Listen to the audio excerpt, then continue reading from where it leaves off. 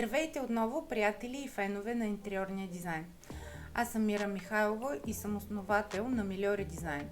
Студио, което вече 14 години планира, проектира и реализира частни жилища, офиси, обществени сгради и различни по функция и вид помещения. Повече за нашата работа може да откриете на milioridesign.bg. Приветстваме ви с добре дошли в епизод 2 от нашата рубрика Скрития потенциал на малките жилища. Тук ще отговорим на въпросите: как да оптимизираме ограничените пространства така, че да ни служат по-добре? Как да разпределим умело наличните помещения, които заварваме? Как да откраднем повече място за съхранение? Как да организираме функционално входните пространства? И как да извлечем максимума от мокрите и санитарни помещения. Ще ви запознаем с подробности и примери от нашата работа, казуси, с които сме се сблъсквали в процеса на проектиране. Ще споделим този опит с вас, като ви разкажем за проекта Бяла синергия.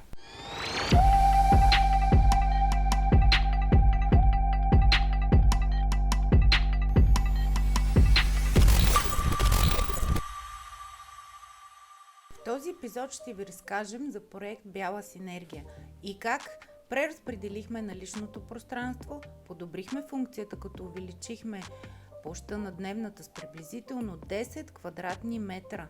Вмъкнахме килер, гардероб за съхранение на връхните дрехи, шкаф за обувки и портманто. Как постигнахме плавния преход от кухненска мебел към част антре при отворените пространства и с енергията от естетика и добра функция на видимите и невидимите пространства за съхранение. Как си откраднахме допълнителна площ и увеличихме банята, като същевременно скрихме бойлера, водомера и съпътстващите го кранове. Ще разгледаме тези предизвикателства в апартамент с чиста жилищна площ от 50 квадратни метра, състоящ се от дневна, спалня, коридор, баня и перално помещение. Апартаментът се намира в град Пловдив. Недостатъците, които открихме при съществуващото разпределение на жилището, бяха изключително малък работен плот при кухненската мебел, голяма част от който е зает от ТВ модула и позиционирането на телевизора.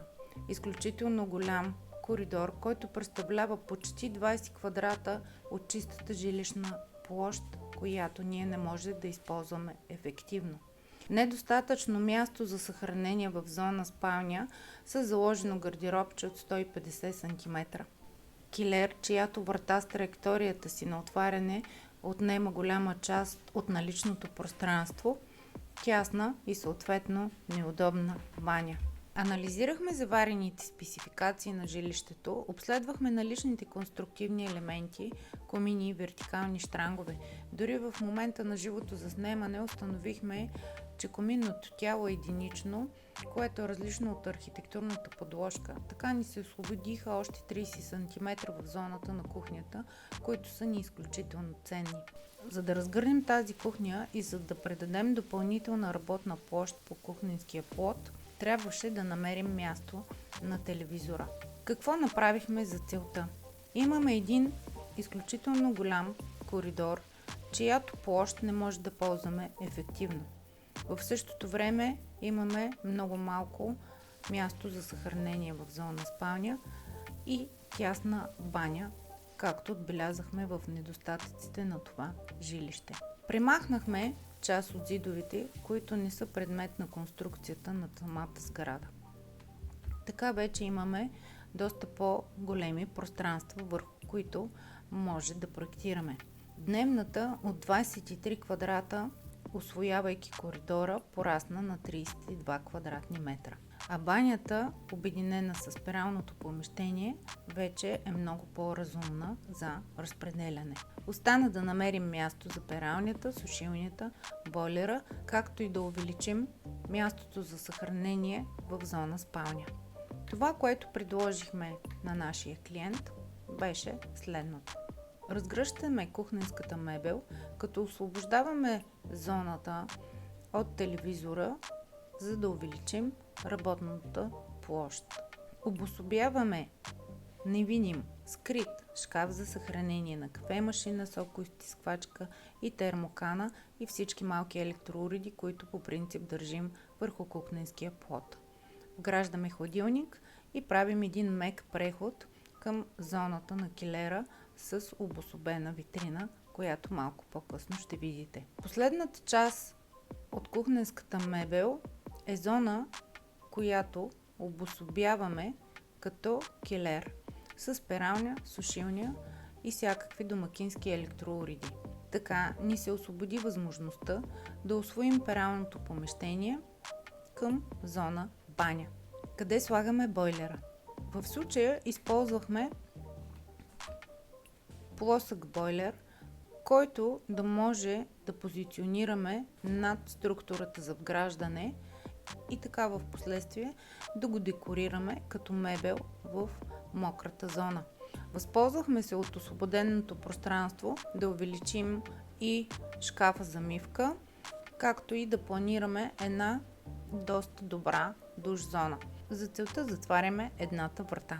Възползвайки се от дебелината на зида, успяхме да ситуираме шкаф за обувки, приятно декориран в едно с закачалки и портмонта на входа на това жилище.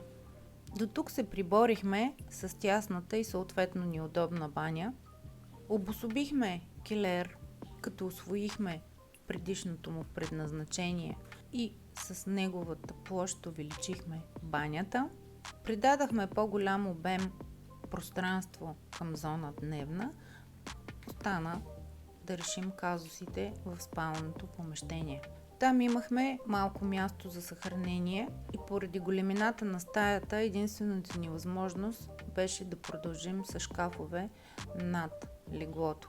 Как облякахме тази идея, ще видите по-нататък в този видеоклип. В същото време имахме възможността да обособим тоалетка за ползвателката, която може да се ползва и като работен плод в случай, че някой иска осамотено да поработи.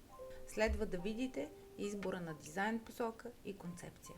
В изграждането на идейната концепция наблегнахме на бели, светли и пясъчни тонове с стъклени и огледални елементи, за да придадем допълнително визуален обем на пространството. Вече имаме достатъчно работен плод по кухненската мебел, като се придържаме към правилното функционално разпределение. Синергията от естетика и добра функция се открива в невидимото пространство за съхранение на малки домакински уреди. Плавния преход от кухненската мебел към част антре постигнахме със стъклена витрина, с която отделихме гардероба за съхранение на връхни дрехи и зона килер. С премахването на стената между коридор и дневна се отвори простор, който не попрече на доброто зониране и ходовите линии. Обособихме шкаф за обувки с функция и на конзолна маса. А закачалките декорирахме в ажурна преграда, която ограничава видимостта от входната врата. В спалнята увеличихме мястото за съхранение с допълнителни шкафове над леглото, които същевременно да не предизвикат психологически натиск над лежащия. Декорирахме спалнята с тапициран гръб и допълнително осветление, което да придаде уют, светлина и комфорт на ползвателя.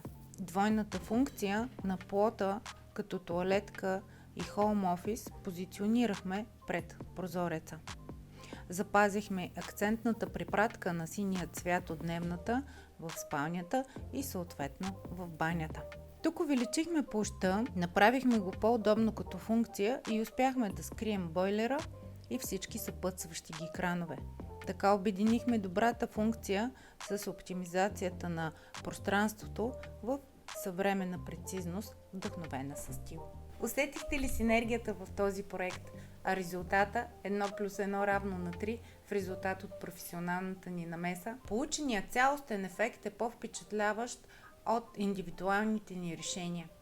Оптимизацията на малките пространства не е лека задача, защото трябва да се съобразим с множество фактори, като възможностите на жилището, нуждите на клиента и в същото време да запазим и добрата функция на всички помещения. В този епизод ви показахме как увеличихме площта на дневната, преобразихме входното пространство, обособихме килер, който стана част от интериора на дневната С дизайнерски трикове спечелихме допълнително място за съхранение в спалнята, увеличихме площта на банята, като облякохме естетически бойлер. Надявам се в този епизод да сте почерпили идея за разпределение на вашето пространство. Ако срещнете затруднения, може да се възползвате от нашата услуга индивидуална консултация, информация за която ще намерите на интернет сайта ни.